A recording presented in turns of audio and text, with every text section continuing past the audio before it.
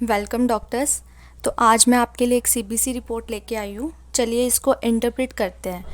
ये भी देखते हैं कि मेरे बताने से पहले कितने डॉक्टर्स जो हैं इसको सेल्फली कर सकते हैं इंटरप्रेट। तो चलिए शुरू करते हैं। देखिए इस रिपोर्ट में जो एचबी है पेशेंट का वो 6 ग्राम है और आरबीसी का जो नंबर है वो 2.95 मिलियन है। तो यानी कि पेशेंट को क्या है, इसमें अनीमिया है क्योंकि उसका हीमोग्लोबिन जो है वो कम आ रहा है।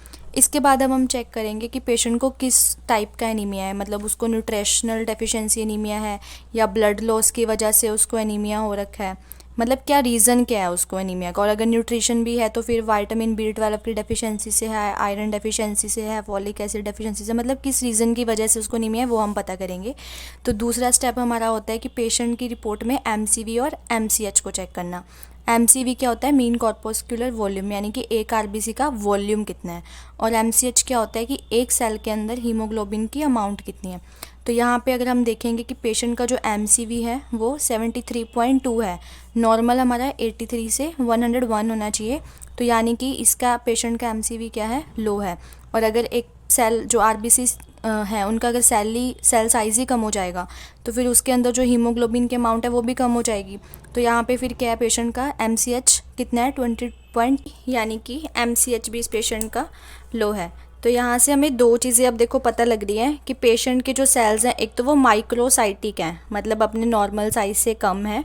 दूसरा MCH भी कम है, तो यानी कि हाइपोक्रोमिक सेल्स हैं। यानी कि पेशेंट को अगर पैथोलॉजिकल हम इसको डिफाइन करें तो ये कैसा एनीमिया हुआ, माइक्रोसाइटिक हाइपोक्रोमिक एनीमिया। अब जो इस तरह का प्रोफाइल है, इस तरह के जो हमें सेल्स मिलते हैं वो हमें दो कंडीशंस में मिलते हैं। पहला होता है आयरन डेफिशिएंसी में और दूसरा हमें मिलता है थैलेसीमिया में। अब इन दोनों को हम क्या करेंगे, डिफरेंशियल डायग्नोस करने की कोशिश करेंगे कि ये जो CBC है वो आयरन डेफिशिएंसी एनीमिया की है या फिर थैलेसीमिया की है। तो इसके बाद हम पेशेंट का RDW चेक करेंगे। इन दोनों को डिफ्रेंशिएट करने के लिए हमारे पास दो वेज होते हैं। पहला वेज तो यही है कि अगर आपके पास CBC की रिपोर्ट में RDW दिया है तो आप RDW से देख लो। अगर RDW नहीं मेंशन किया हुआ CBC की रिपोर्ट में तो फिर आप मेंजर्स इंडेक्स की हेल्प से भी इन दोनों में DD कर सकते हो। तो सबसे पहले जैसे हम देखेंगे कि RDW क्या है। आयरन डेफिशिएंसी में हमेशा जो ये RDW है वो इंक्रीज्ड मिलेगा। RDW क्या होता है, रेड सेल डिस्ट्रीब्यूशन विड्थ। तो इसमें इस पेशेंट का जो RDW है वो 21.9 है। नॉर्मल जो हमारा इसकी वैल्यू है वो 11.6 से 14.0 रहती है।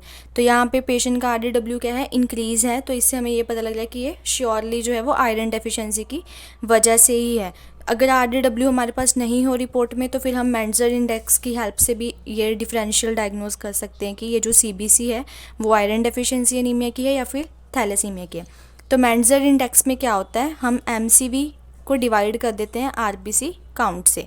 तो यहाँ पे पेशेंट का जो MCV है वो है 73.2 और जो RBC काउंट है वो 2.95 है।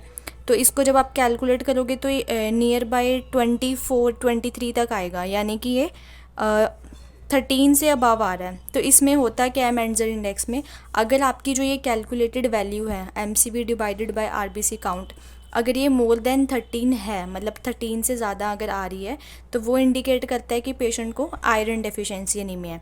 लेकिन अगर वो लेस देन 13 है, मतलब 13 से कम अगर इस कैलकुलेशन की वैल्यू आ रही है तो वो हमें इंडिकेट करता है कि पेशेंट को थैलेसीमिया हो सकता है। तो इस केस में अब हमारा, क्योंकि ये फैक्टर काउंट करने के बाद 13 से अबव आ रहा है, 24 के नियर बाय आ रहा है, तो हमें ये फिर श्योर हो गया कि यहाँ पे ये जो रिपोर्ट है CBC की है आयरन डेफिशिएंसी की रिपोर्ट है। मेरे बताने से पहले आप में से कितने लोगों ने इसको ऑलरेडी डायग्नोज कर लिया था, कमेंट सेक्शन में ज़रूर बताना। और अगर आपको वीडियो अच्छी लगी हो तो लाइक करना, और ऐसे ही CBC का इंटरप्रिटेशन रिपोर्ट की हेल्प से करने के लिए मेरे साथ जुड़े रहना। Thank you.